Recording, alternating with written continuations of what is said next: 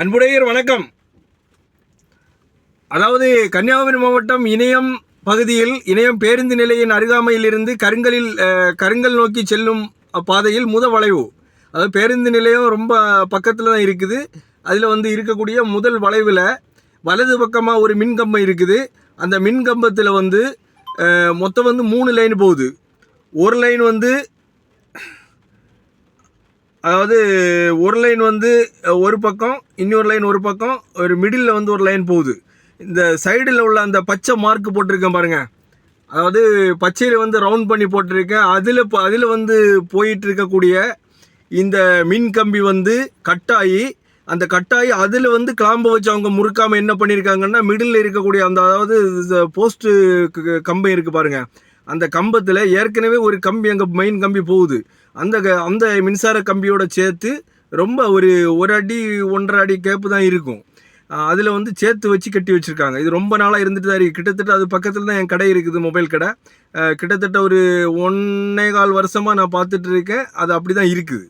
இது என்னன்னு சொன்னால், இதனால் என்ன பாதிப்புன்னு சொன்னால், ஒரு காகம் ஒரு கம்பியில் உட்காரும் போது இன்னொரு காகம் மறு கம்பியில் உட்காரக்கூடிய டைமில் ரெண்டும் டச் ஆகும்போது பெரிய அதாவது இடி மின்னல் வரும் போல் ஒரு சப்தத்தோடு கூட அந்த தீ படர்ந்து ஃபுல்லாக அதுக்கு அந்த கம்பத்துக்கு கீழே நிறைய மக்கள் அமர்ந்து இருக்காங்க. கடை வராந்தையெல்லாம் இருக்கக்கூடியதுனால மக்கள் நிறைய பேர் அங்கே உட்காரக்கூடிய அந்த இதில் அவங்க பயந்து ஓடுறாங்க. இது ரொம்ப நாளாக இந்த இது இதாவது ப்ராப்ளம் வரும்போது அவங்க அந்த ப்ராப்ளத்தை கிளியர் பண்ணுவாங்க. ஆனால் அந்த கம்பி அதே இடத்துல தான் இருக்குது. இது இன்னைக்கு சரியான தீ சவுண்டோட கூட இந்த இன்னைக்கு பெரிய சவுண்டோட கூட 2 காகம் அப்படியே கரிஞ்சி எரிஞ்சு கீழே விழுந்தது. ஒரு காகம் அப்படி மேலே தொங்கி இருக்கு பாருங்க. அந்த கரெக்டாக நான் மார்க் பண்ணி வச்சுருக்கேன். இதில் நான் இணைக்கிறேன். இந்த வீடியோவில் கொண்டு இணைக்கிறேன். இதில் இப்போ ஏற்கனவே இருந்த நம்ம ஏரியாவில் வேலை பார்க்கக்கூடிய லைன்மேன்கள்ட்ட எல்லாம் நிறைய வாட்டி சொல்லியும் அவங்க அதை பழுது நீக்காமல் அன்னன்னைக்குள்ள பிரச்சனையை மட்டும் தீர்த்து விடுவாங்க. தவிர அந்த அன்னன்னைக்குள்ள பிரச்சனையை மட்டும் இவங்க கிளியர் பண்ணி விடுவாங்க. இதில் என்னன்னு சொன்னால், இந்த பச்சை ரவுண்ட் பண்ணி போட்டிருக்கேன் பாருங்கள். அந்த பச்சை ரவுண்ட் பண்ணி போட்டிருக்க இடத்துல தான் இந்த கம்பி இருக்கணும். அந்த கம்பியை கொண்டு இவங்க மிடில் கொண்டு வச்சுருக்காங்க. மிடில் கொண்டு கட்டி வச்சுருக்காங்க.